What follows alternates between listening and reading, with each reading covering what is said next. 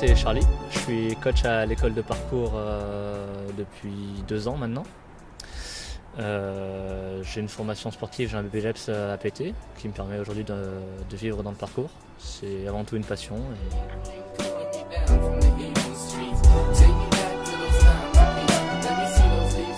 La première fois que j'ai découvert le parcours en tant que tel, c'était avec le film Yamakasi, sorti en 2001. Donc à l'époque j'avais 10 ans, si je dis pas de bêtises. J'avais 10 ans. J'ai vu le film et ça m'a tout de suite parlé en fait. C'est quelque chose que je faisais, on va dire, naturellement à petite échelle, à mon échelle personnelle, voilà, ma chaîne d'enfant, c'est-à-dire grimper, sauter, voilà, trouver des obstacles, les virages, je passais par-dessus, passer par en dessous, etc. Et quand j'ai vu ça, je me suis dit mais il y a vraiment une discipline derrière. Et depuis, j'ai jamais quitté cette mentalité-là.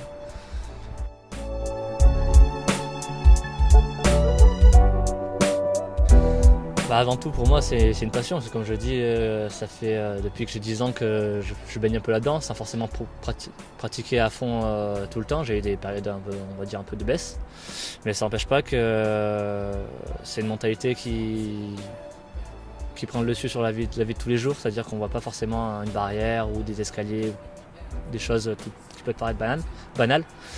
Ça va plus être des obstacles. On va lever la tête, on va dire ah tiens, là je pourrais m'accrocher, faire un saut, ah là j'ai envie de sauter par-dessus la barrière, là je pourrais atterrir là. Ah, est-ce qu'un jour je reviendrai ici pour faire quelque chose, bouger. Aujourd'hui là, j'ai la chance de pouvoir en vivre aussi et du coup c'est mon travail également, grâce à l'école de parcours. L'idée c'est vraiment de vivre de la passion et pas faire de la passion juste un moyen de se faire de l'argent un peu bêtement.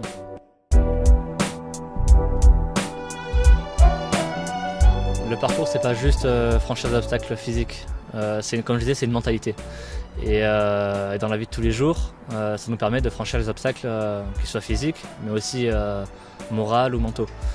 Se dire, voilà, j'ai une galère, je vais la surmonter. Je sais pas comment faire telle chose, je vais me faire un peu violence et surmonter chaque difficulté, chaque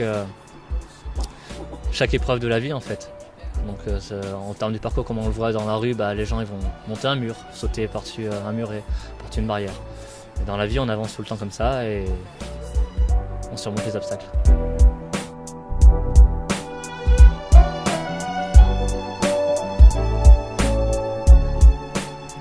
C'est un peu compliqué parce que la communauté elle cesse de grandir.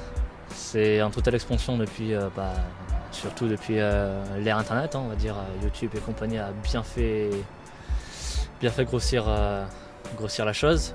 Moi personnellement, je me vois pas forcément comme un acteur dans tout. Je pratique à mon échelle sans trop me préoccuper et surtout sans trop m'imposer aux autres en fait.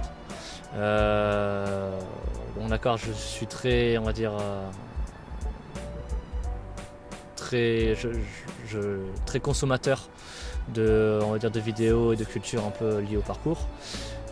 Par contre, j'essaie de rester à ma place et de ne pas imposer ma vision aux autres. Je pense que si jamais les gens trouvent ce que je fais intéressant, ils viendront d'eux-mêmes. En termes de pratique personnelle, je parle. Et je cherche pas, j'ai jamais été très dans l'optique de faire des vidéos personnelles pour épater la galerie ou quoi que ce soit. Ce que je fais avant tout, c'est pour moi. C'est pour me dire, voilà, je veux être plus fort, que ce soit physiquement ou mentalement. Je me revois il y a des années en arrière quand je commençais juste et que je vois les différences aujourd'hui. J'ai fait des progrès énormes et j'en suis très fier. Et c'est moi que ça regarde. Voilà, tout simplement.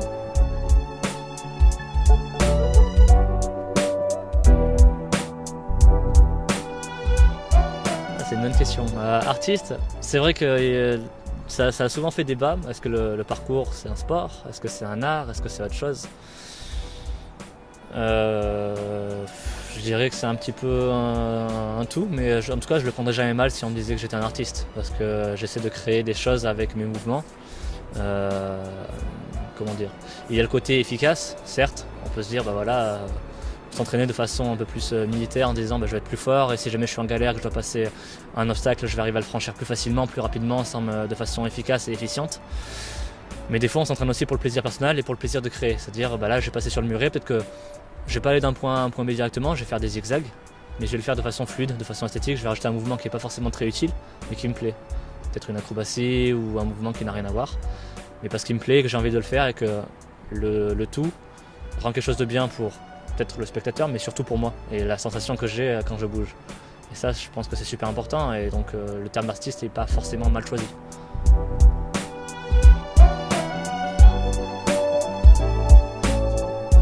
C'est vrai qu'on a tendance un peu à généraliser et à répondre un peu rapidement. C'est vrai qu'on va dire le parcours pur va être plus dans une notion d'efficacité et le freerun plus dans une notion d'esthétisme.